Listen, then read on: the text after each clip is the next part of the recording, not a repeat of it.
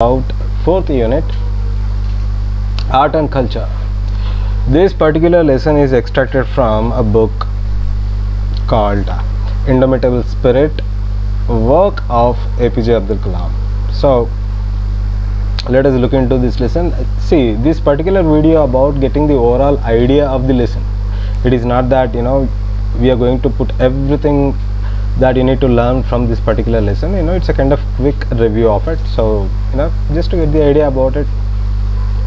So let us start the lesson now. Art helps to survive. That is what the first point of this particular lesson. There were many civilizations born on the face of earth. However, only civilizations which can foresee the future and developed arts thrived on this planet. India has been impacted with many other civilizations thanks to our thinkers, absorbed all types of cultures and living in harmony as we represent unity in diversity. So first and foremost, civilizations, if you take, there are civilizations exist on the earth from millions of years. However, not many of civilizations which made their mark in the history. And if you speak of India especially, people can come up with art and culture of India from thousands of years. It is because they can see the future, and we are the best whenever we speak of the arts, the kind of arts that we have in India, all type of arts, that can be painting, dancing, music, or any other. So this particular art is worked as inheritance from time to time, and our culture remained same even though there were many invasions happened and there were many cultures absorbed into India, but still our culture still remains because of the art as well as our literature. So that is what the first point of this particular lesson. And even though there were many cultures are absorbed into India, and we never actually damaged something or else we destroyed ourselves kind of thing. We represent ourselves as unity in diversity. That is the greatness of India. Now let us go to the next point. The next point is about the books. The importance of the books in each and everyone's life, especially students' life. And APJ Abdul Kalam is obsessed with the books. That is the reason he is such a great person. So books can be a great companion for the student, person, or anybody. That is what his point is. Whenever there are certain favorite books for everybody. Even if you remember some of your sweetest memories of your childhood, if somebody gave you some kind of book as a gift, you keep it as a precious thing. Whenever you see the book, your old memories come up, and sometimes it will give you courage to do certain things. So we are going to discuss about his favorite books in the next part. Before that, let us understand the importance of the books. So books are going to play a vital role in any person's life if they are having habit of reading the books continuously in their student life. Even after their student life, they are going to be doing wonderfully well in their career. That's what the point of Mr. APJ Abdul Kalam. And now if we have to speak about his favorite books, number one is Light from Many Lamps. This book is a favorite book for him, and the point is, he bought this book in Chennai. However, the importance and the particular reason he loves this book is whenever he is down, he lost something, he is failed in something, whenever he reads that particular book, he, in the sense I'm speaking about APJ Abdul Kalam here. So this book makes him to gather his spirit and work so that he can fight back the scenarios. And the other book that he really likes is Thiruvallur's Thirukkural. This particular book is about equality of human beings. Human beings are differentiated themselves in several ways by their nationality, color, and the kind of tastes, the place they're born, and the kind of language they speak. Though there are many kind of differences in these human beings, this particular book, Thiruvallur's Thirukkural, teaches us how entire human being can be considered as one, and how one person can look at other person as the equal. That's the beauty of this particular book. And the next one is Man the Unknown. This particular book really helpful for young doctors actually. This book motive is about treating the illness. Whenever somebody wounded or else some kind of medical problem, then if somebody is facing a medical problem, then you shouldn't be treating his medical problem only for the body. He says that whenever somebody treating a patient, they need to treat their brain as well as their body. That means making a person understand that how he's going to get healed and how he's going to recover, how easy to recover and how simple is to recover. Even if you tell a person suffering from fever that his fever is fatal, then the person will not recover soon enough. There are people who really came back, recovered from the cancer as well with right counseling. We know the history, right? So I don't want to get into all that. So let us get into the other aspect of this particular lesson. Importance of authors. Yes, authors of books plays vital role in one's life. Sometimes certain books may not inspire at the time of release, but they will become very important in the coming years or in the future.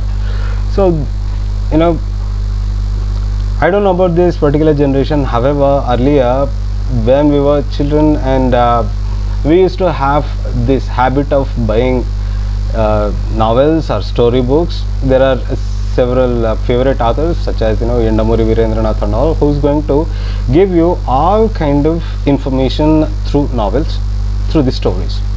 So these authors are directly or indirectly influence people when you follow one particular author. And there are kind of scenarios where there are some books are going to be published in a particular time, but on that particular point of time these books do not inspire anybody, but however in the later time they are going to be very, very important. Especially people who really researched about aviation and evolution of the aviation.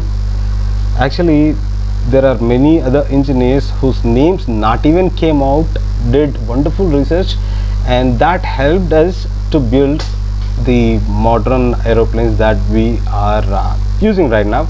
I mean, not completely the recent ones, when they are evolving by the time of 1950s and 60s kind of things. And let us speak about the one of the famous writer, Jayakanthan. A famous writer once said, a writer's success when he goes past the reader.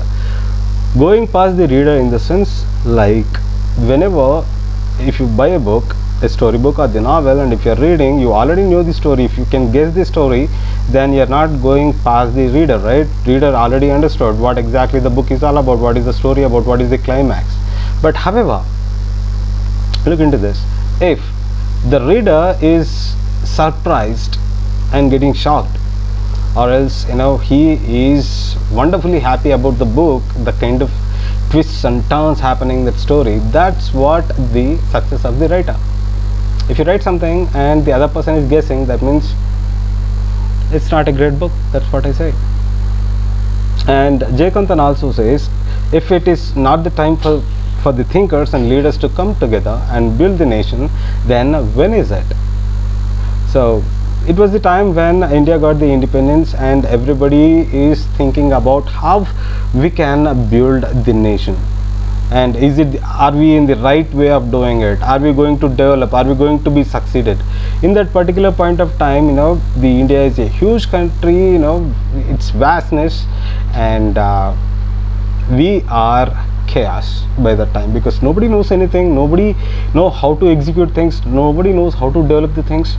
But however, Jayakanthan says, if everybody, the freedom fighters, thinkers are just doing their own things at their homes and not doing anything right now, then at what time they are going to come out and start building the nation once it is got into pieces? So it is the right time where all the people in the sense the thinkers, freedom fighters, and the people who can contribute to develop India should come together and start building the country. Next, this is the most important point that even most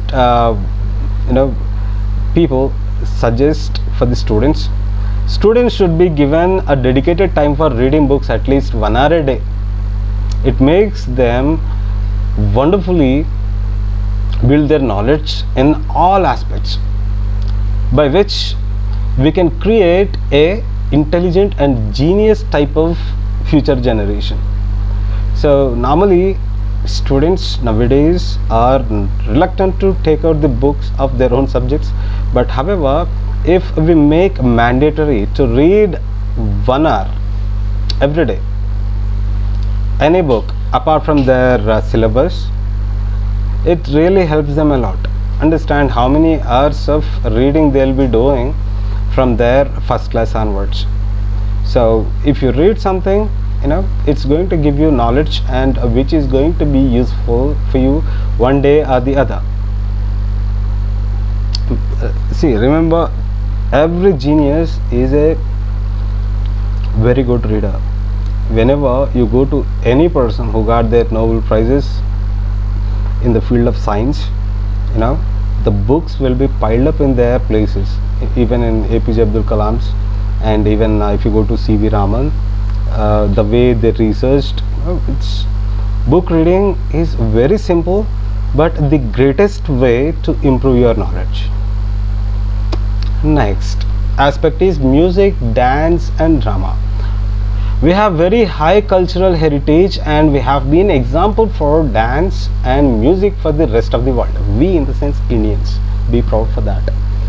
Generally, music and dance professionals are sensitive.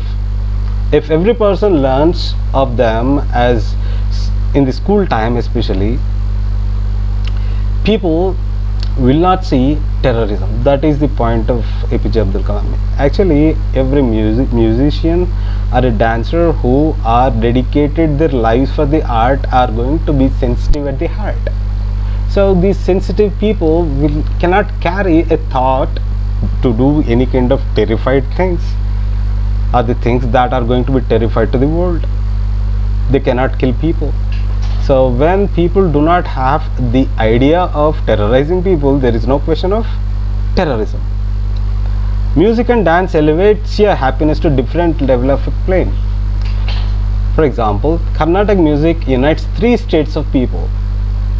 It's been enjoyed and performed professionally in Tamil, Kannada and also Telugu states.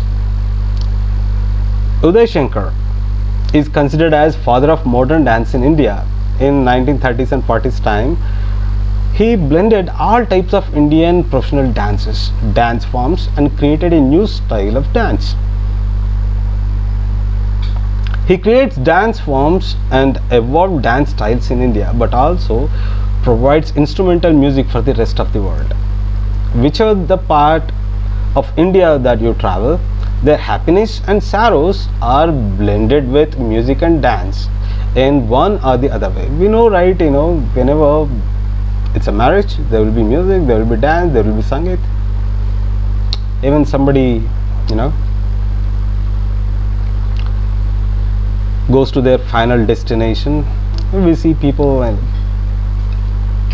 dancing around that physical body, as well as there are people who will be playing drums and all. It's our culture. So it's not about only one particular area of India. It is the tradition of each and every place in India. That can be from Kashmir to Kanyakumari. That can be from a developed area, or the urban area, or the rural area, or the tribal area. So whenever you need to do any kind of gathering for any kind of reason, music and dance will be there. Drama has been a powerful form of entertainment. It can be a powerful medium for delivering messages and planting imaginative ideas, thoughts. However, drama was dominated by television and cinema in recent years. See, whenever you think of drama, I don't know how many of you have seen dramas on in professional theaters. People are not much interested to watch a drama, but it's wonderful. Drama is quite difficult than a cinema, because you'll get only one chance. There will be no retakes, and there will be no close-up shots. There will be no other tricky things that you can do in dramas in theaters, especially. Even your head, your hands, your posture, everything is going to be precise for the drama artist, because that is the reason all the drama artists are very, very successful in the movies. So, but later on, because of the special effects and the camera work, and there are some other things, attractive things, that made drama go little down than the cinemas and the television shows. So that's what the drama is about. Power of films. People from the film industry have the ability to make the people laugh, cry, or invoke any type of emotion. And also, there are movies which can influence people to do certain things. There are movies which can make the people to change their mindset. Now, earlier, when this Dowry things were happening in late 1980s and 1990s, there were many movies that came out for delivering a message or spread the awareness that the dowry is far lesser value than a life, and it worked.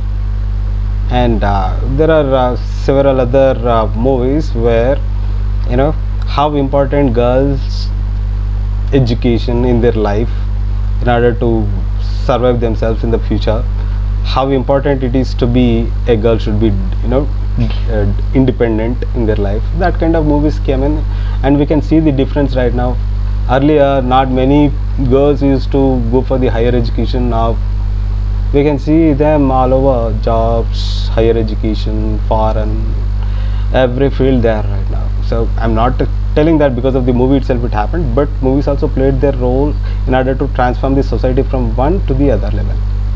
Right? Go ahead. All right. Art elevates the spirit. So APJ Abdul Kalam has to go through a book called Articulations. This book is about the opinions of all the visual artists, that means the people who paints and all. So he wanted to find out, in the sense APJ Abdul Kalam wanted to find out that how this art comes out. So in this particular book named Articulations, M.F. Hussain says that this visual art is nothing but the reflection of the society. If the artist in a society, a prosperous society, the art is going to be prosperous, rich. If the society is like in mediocre, even the art is going to be mediocre. Mediocre is like poor. Yeah. So in some time when he was doing his presidency in Rashtrapati Bhavan, Abdul Kalam wrote a poem which names Life Tree, which is originally written in Tamil, but thereafter it is translated in English. So by the time, there used to be an artist named Manav came to Rashtrapati Bhavan in order to draw some paintings of Mughal gardens. So his paintings were so real, it's like whenever he draws a flower, it's like you can smell it, you can feel the colors. It's like that, life full of drawings and paintings, one can say. So once this artist reads the poem of APJ Abdul Kalam, which is named A Life Tree, and thereafter he draws or he paints on a canvas about that particular poem, its meaning. A poem is being drawn on the canvas, and it depicts exactly the same meaning that he has written. So that's when Abdul Kalam really impressed and understood and would like to tell everybody that, you know, art and literature are intertwined.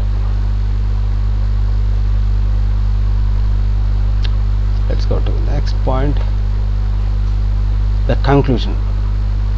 See, the conclusion is like, as per APJ Abdul Kalam, whenever you observe the history, in whichever the reign, whichever the kingdom, there are more artists were there, artists were thriving, then that rich that particular reign or kingdom used to be. For example, Sri Krishna Deva Raya, there were many people, many poets, many artists, many musicians were there. You know, the kind of richness we can see. If you go to any kind of temple in South India, entire South India, I'm speaking about Andhra Pradesh, Telangana, Tamil Nadu, Kerala and Karnataka. Whichever the famous you go, there will be donations from Sri Krishna Deva Raya or from Vijayanagara. That means, you know, the kind of richness they used to have. And in the same way, there are many other kingdoms with the art, wherever the art is flourished, their kingdoms were prosperous. So he says that even now in India, youth have to concentrate on art as well. They need to take their careers into art and entertainment industry, where they have so much money, as well as if the art is thriving, India is going to be prosperous. That is the idea of APJ Abdul Kalam.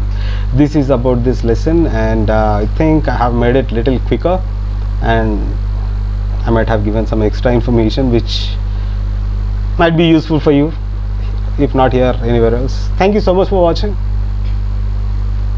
Hope this is helpful. Bye.